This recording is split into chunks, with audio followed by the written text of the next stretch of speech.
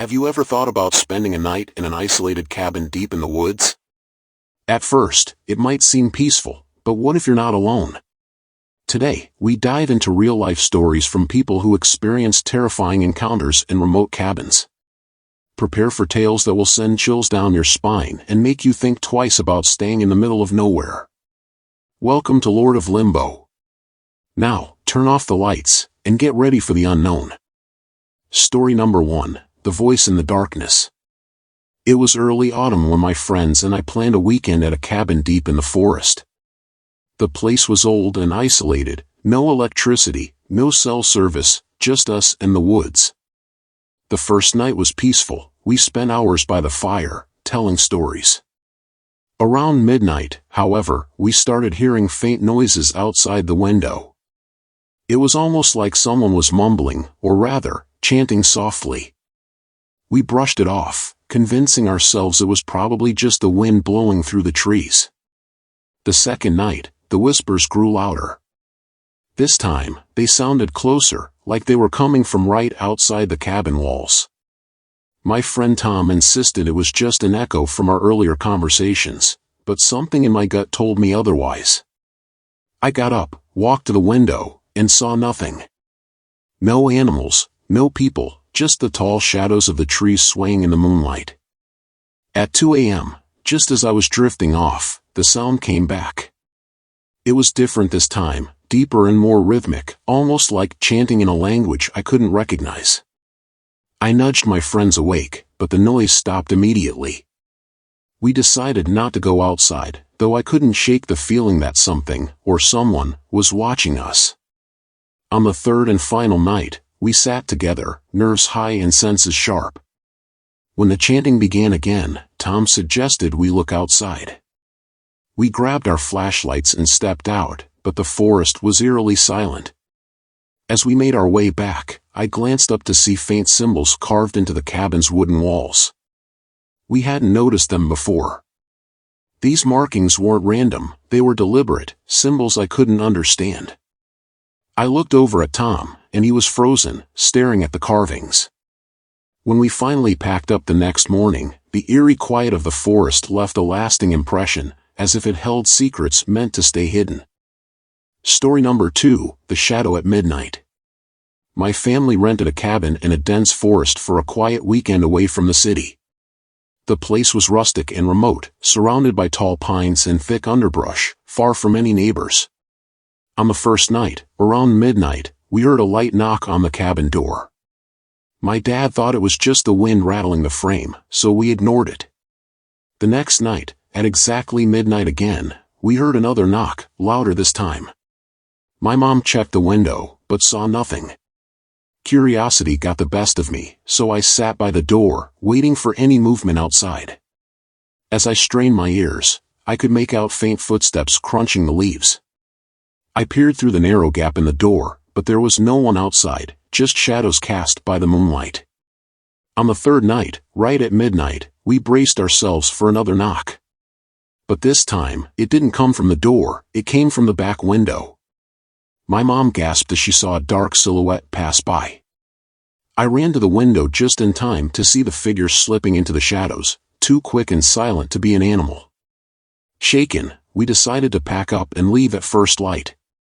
As we were locking up, I noticed faint scratch marks on the door, as if someone, or something, had been clawing at it. Whatever it was, we didn't want to stick around to find out. Even now, I can't shake the memory of that shadowy figure moving soundlessly around our cabin.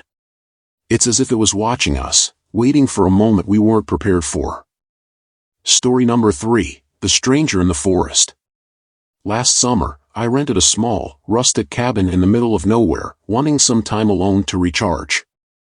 The cabin was perfect, quiet, surrounded by dense trees, and with only a small, winding dirt road leading up to it.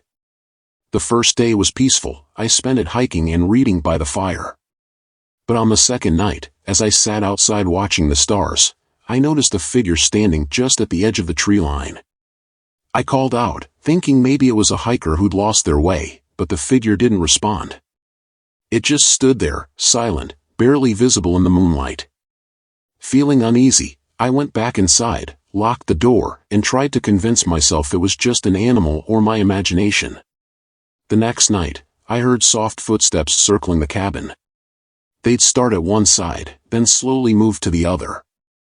It was as if someone was deliberately walking around, checking each window. When I finally worked up the courage to peek through the curtains, I saw nothing, just the empty woods. The final night, I decided to stay awake until sunrise, determined to catch whatever, or whoever, was haunting my cabin. Around 3 a.m., there was a knock at the door, slow and deliberate. My heart pounded as I reached for my flashlight and cracked open the door, expecting to confront an intruder. But there was no one there. Just a single piece of paper, folded neatly on the doorstep. It read, in handwriting that was somehow both messy and precise, "I've been watching you." At dawn, I packed my things and left without looking back. That note still haunts me, and I'll never forget the feeling that someone had been watching my every move, just waiting for the right moment. Story number 4, The Lost Visitor. My cousin and I decided to rent a remote cabin in the woods to escape the city. It was early winter, and a thin layer of snow covered the ground, making everything look peaceful. The cabin was about a mile from the nearest road, surrounded by dense forest, and had an eerie, isolated vibe. On our first day, we noticed strange tracks in the snow that seemed to come from the woods and lead straight to our door, but no return tracks. We chalked it up to maybe an animal or an old trail. That night, just after midnight, we heard footsteps outside. They were slow and steady, crunching through the fresh snow. We looked out but saw nothing, just darkness and a thick fog settling between the trees. It was unsettling, but we decided to ignore it. The next morning, we found more tracks, even closer to the cabin, as if someone had been circling it. The third night, we heard the same slow footsteps, but this time, they stopped right outside our door. We stood in silence, waiting, half expecting a knock or the creak of someone trying to enter. Suddenly, the footsteps continued but headed around the cabin, stopping at each window, pausing just long enough that we felt the stranger was looking inside. I went to grab a flashlight and, heart pounding, shined it out one of the windows. There, barely visible in the light, was a figure, a man, tall and motionless, staring right back at me. His face was shadowed by a hood, and he didn't flinch. I quickly shut off the flashlight, my hands trembling. In the morning, we found markings on the cabin walls, symbols scratched into the wood that looked like twisted runes or letters in a language neither of us knew. The strange tracks were back, circling the entire cabin and stopping by each window. We decided to stay one last night, but we were on edge. That night, the footsteps returned, and this time they were louder, more deliberate. We huddled together in the dark, terrified to look outside. At some point, the footsteps stopped completely, replaced by a slow, scraping sound on the cabin door, like someone dragging something sharp across it. We whispered about what to do but were too scared to make any noise or move. Eventually, everything fell silent again.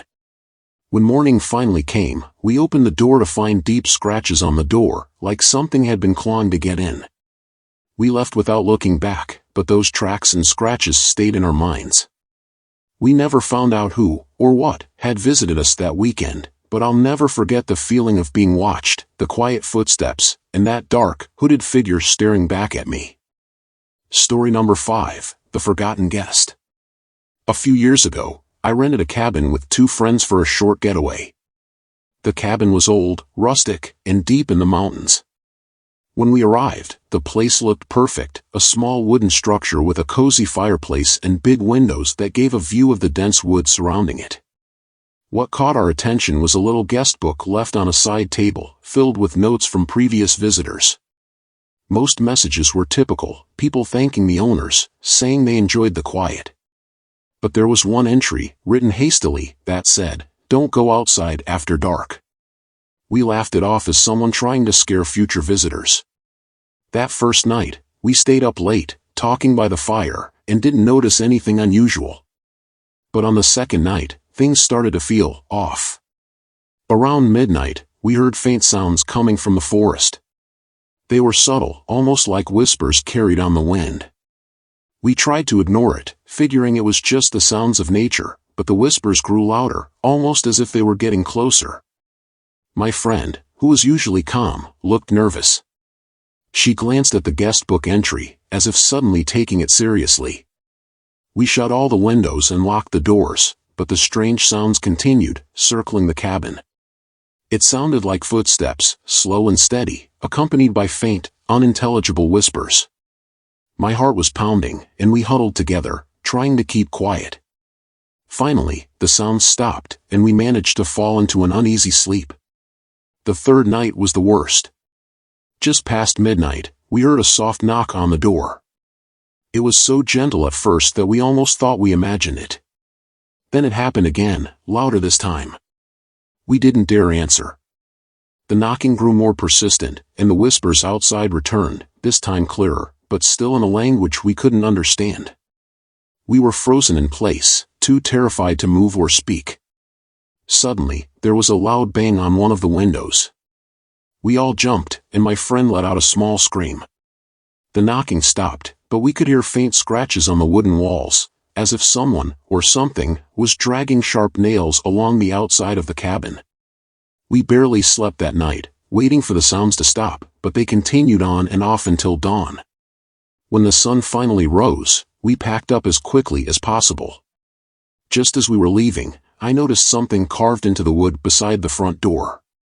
It was a single word, scratched deeply into the wood, "Stay." None of us knew who, or what, had been outside our cabin that night, but the sense of dread still lingers.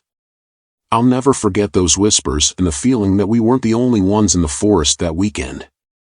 Thank you for joining us on this journey through the eerie tales of forest cabins.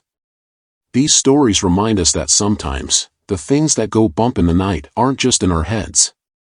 If you enjoyed this video, make sure to subscribe and hit the bell so you never miss a new story from the shadows. Until next time, stay safe, and remember, some places are better left unexplored.